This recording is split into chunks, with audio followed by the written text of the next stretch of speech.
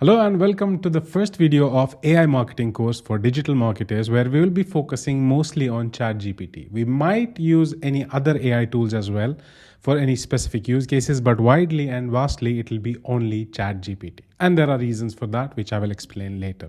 This course will help you to kind of understand the use cases where you can include these AI tools in your workflow as a digital marketer in your day-to-day tasks and basically enhance your efficiency as a digital marketer. So this course is mostly about demos to show you how we can use ChatGPT and other AI tools to do our day-to-day tasks as digital marketers fast and improve the quality of the output. I see a lot of digital marketers, they know that they have to get started with the AI because otherwise they'll be left behind. But I don't know, they're still waiting. But I think we are heading towards a time when very quickly people who do not already know how to leverage these AI tools will become irrelevant. And this space is growing so fast that soon we'll see a time when it'll be very hard for people to catch up if they haven't already started working on these tools. So that being said, this is the curriculum of the course. Of course, there might be changes because this space is changing so fast and it's new. Honestly,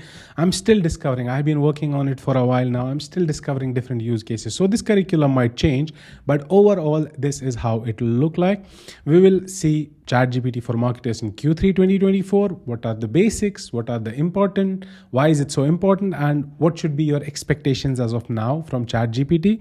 Then we'll talk about prompts. Then we'll talk about market research, how ChatGPT can help us in market research and quality market research. Do competitor research and project briefings, digital marketing strategy, how we can use ChatGPT to create digital marketing strategy from scratch, and then how we can use it for campaign planning, media planning, then different type of creative like ad copy creation, email copy creation, product description, landing pages, taglines, and what kind of prompts we will use. What should be our expectations, how we should use it.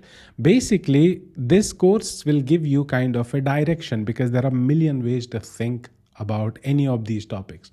This will give you a direction, help you to kind of get started. Then you can use and think about other use cases. And this is kind of like the best use cases I have come across so far. And I have worked extensively on ChatGPT, honestly. And then we'll talk about content calendar and pillars, then content marketing strategy, reporting and analytics, audience persona building, and certain advanced use cases like focus groups, testing architecture, how to create custom chat GPTs for marketers.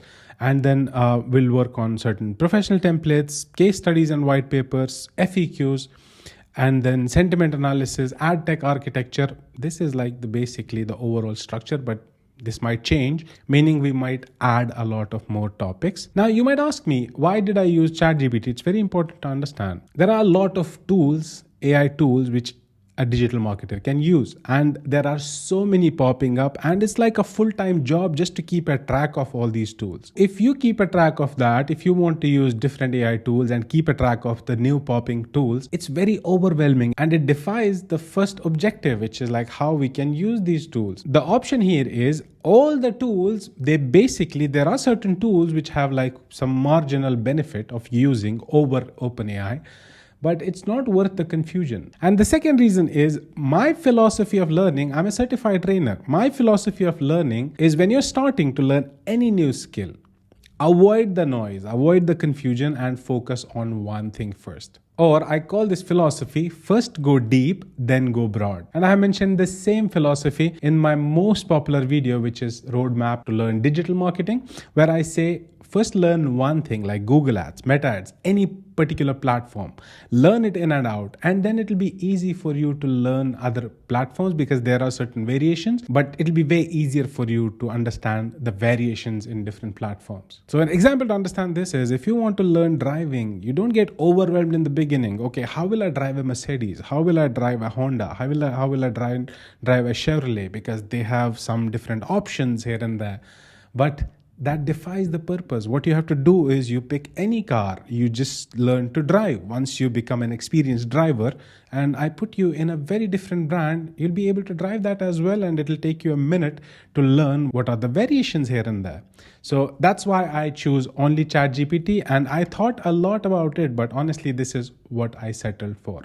And if it's your first course with me, my name is Owais Ahmed. I've been a digital marketer for 10 years and I'm a Google certified trainer for 7 years. I trained Google support teams all over the world for 3 years. I always try new things. Like 10 years ago, when I started a career in digital marketing, my friends were like, why don't you become a coder? Nobody at that time had even an idea about digital marketing. Very few people were in this industry and very few people knew about it. It was not mainstream.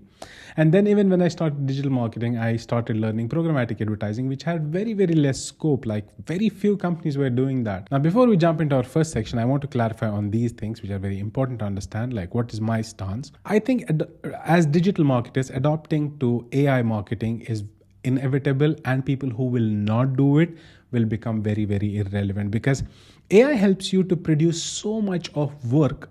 AI helps you to enhance the quality of your work, and it makes everything easy for you. And for this course, I'm going to use the paid version, which is ChatGPT Plus. But if you do not have a paid version, you can still use free version, which will kind of give you very close results, but you might not be able to do certain things like downloading the files, which is okay. You'll have to manually do it. Now let's jump into our first section, which is ChatGPT for marketers in Q3 2024. Now basically, to log into ChatGPT, you can go to Google and search for ChatGPT, and it'll open chatgpt.com. This is the ChatGPT UI. I'm already logged in, so this is directly taking me to this screen. For you, if you're logging in first time, it might ask you to log in, which you can do with your email or your Google. If you are not a ChatGPT Plus user, you might not see this option, might be grayed out for you. You might be only able to see GPT-4 or Mini here. Now, one more thing to understand here is you might hear about other suites by OpenAI. So, for example, if I click on here, it will show me all the previous chat interactions I had, and it will show you certain, for example, this is ChatGPT. If you click on Explore GPTs, you might see there are a lot of custom GPTs created by other companies, even by ChatGPT. These are the ones which are created by them, which are very specific. For example, DALL-E here is specifically used to just create images, right?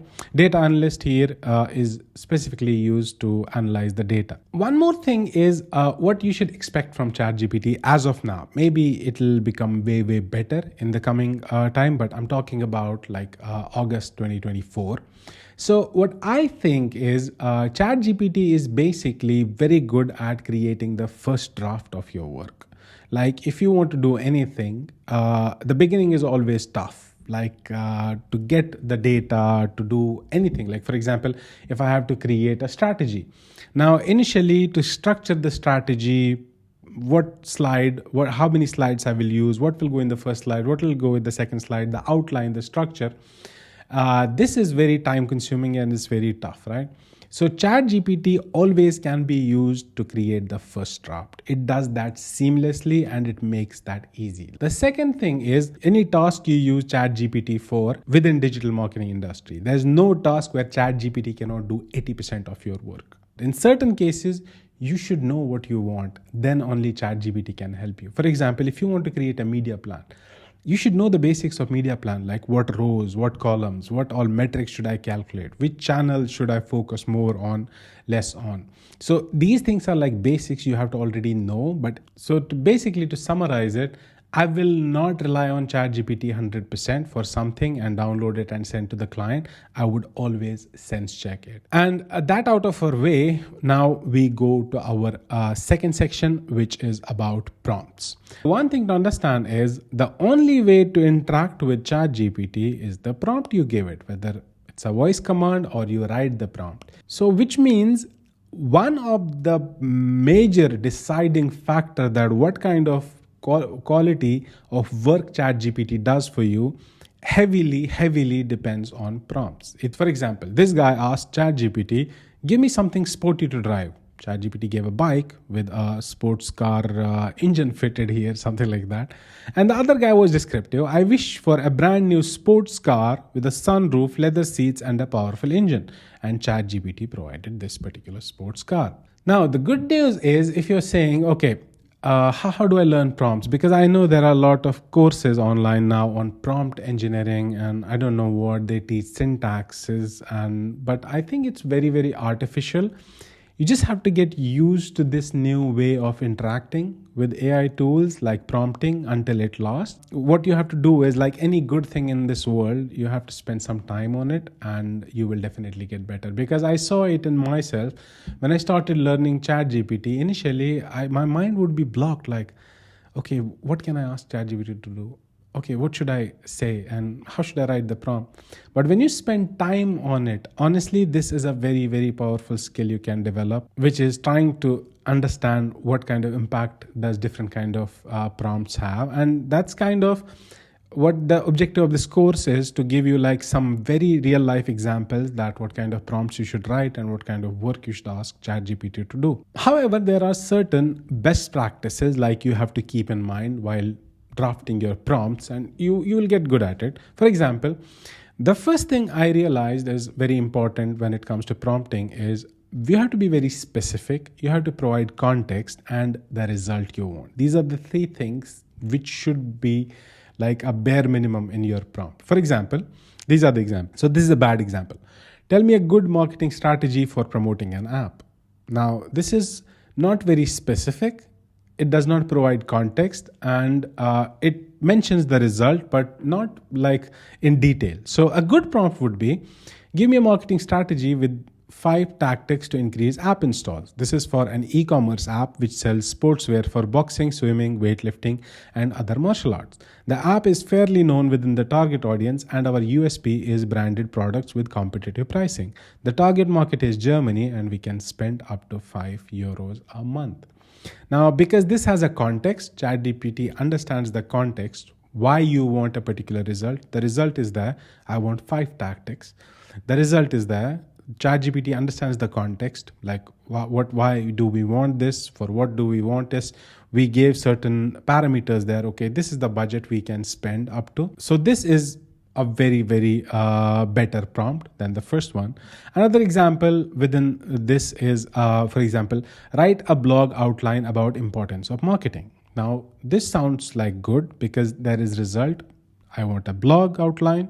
And we gave a little bit of context, like we need it about importance of marketing, but it's not very, we did not provide a lot of context. Now, look at this prompt. Write a blog outline for my website about importance of AI marketing in 2024 to generate organic traffic. The tone should be casual and feel like an experienced marketer has written it. It should be optimized to rank on keywords like AI marketing in 2024.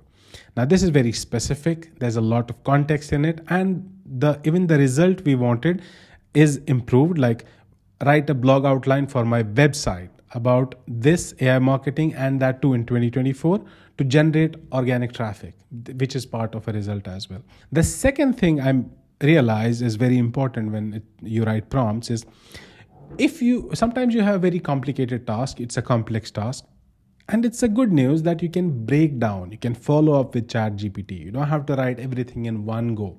To give you an example here, for example, this is a bad example. Write a blog about importance of marketing in 2024 for small businesses and big corporations and what steps should they take. Now, it's basically a complicated task. Not complicated, but it mentions about, you have to write a blog, then you have to mention separately of the tactics for small business and big corporations. Now, what you can do is instead that you write the same exact prompt, write me a blog about importance of marketing 2024 and all this. And you initially have to keep in mind that I can follow up. Let ChatGPT give me an output on this particular blog. Then you say, once you get the outcome from ChatGPT, then you follow up saying, add separate sections on its importance for small and big businesses, and in each section, highlight 3 examples of how AI enhances marketing strategies. The third thing is always, I know it's a cliche, everybody talks about it, but it's so true. I have experimented a lot with it. Always assign a role for easy context and tone setting. Now, what it means is when you assign a role to ChatGPT, it automatically understands that what should be the tone, how should the output be. For example, here, if I write, analyze the attached Google Ads report and give me insights and actionable tasks to optimize the campaign further. The report contains data about YouTube ad campaigns optimized to generate VTR. If I do this, ChatGPT will give me very, very generic answers or insights. However, if you just add a role in the beginning of this prompt, like act as an experienced performance marketer who knows data analysis very well and analyze the attached. Now, in that case, what ChatGPT does is it will give you recommendations as if a performance marketer who understands the media metrics as well as who is very strong in data analytics is looking at the report. The outcome will be very, very, very different. So ChatGPT understands that what kind of analysis I have to do, what kind of insights I have to provide. So for example, if you say write an ad copy for my Facebook ads, I have this particular product, and I have experimented a lot when you say act as a very senior copywriter and provide ad copies for this Facebook ads, the quality is very, very, very different. So, but don't worry, just keep them in back of your mind. While we are writing prompts in different sections of this course, you will basically understand all of it, but this is just to keep in mind in the back of your mind. Now, basically, when you write prompts, what you will develop is you'll always develop a quality or a skill where you will be basically, you will work prompts in terms of syntax, which is like a kind of a framework. For example, this prompt here, act as an experienced performance marketer who knows data analytics very well and analyze the attached report. If you break down this particular prompt, what we did basically is the first part was a role. We assigned a role. Analyze the attached Google Ads report is like the task for ChatGPT. And give me insights and actionable tasks and optimize the campaign further is like the outcome or the result we want from ChatGPT. And the report contains data about the YouTube ad campaigns optimized to generate VTR is like a context. Now you will automatically start thinking about this syntax you will develop. This is a very broad syntax, like you can use it in most of the use cases. For example, if I have to do media plan, I'll say act as a very senior media planner who has experience in UAE market, then give me a media plan for a particular client, and I want the media plan in a table which should have impressions, clicks, CTR, whatever. And then I'll give a context like, okay, this is for a company who sells jewelry online and stuff like that. And this is their budget, and tell about them. So if you see, this syntax can be used in very, very wide variety of tasks, but then you don't have to stick to it. Basically, there are different kind of syntaxes you will have to kind of learn. It's not something you will have to learn and remember, but that's how you will, once you work on prompts, that's how you will start thinking later. So to sharpen your skills, I have a particular task for you which you have to do, because for this one there's no quiz, but there is a task you have to do. In the description below there is a link to the form where it will ask you to draft different kind of prompts for a particular syntax and with examples like what it's used for, but you will have to draft those prompts. And there is one more link where all the prompts everyone writes, they will appear there for you to see how others are thinking, and it gives you better ideas, and then we will see who is writing good prompts. But I really encourage you to take part in this, because honestly this is part of the learning curve. And that's all for this video. Thank you so much, and I will see you in the next one.